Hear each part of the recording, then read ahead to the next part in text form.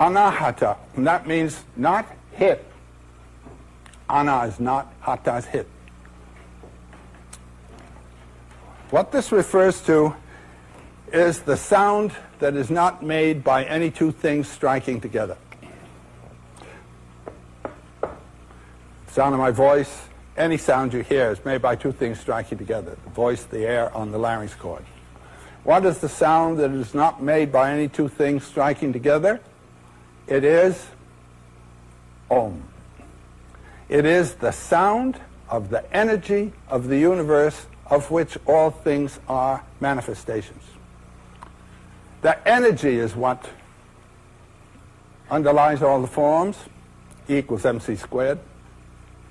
And the sound of that energy is said to be Om.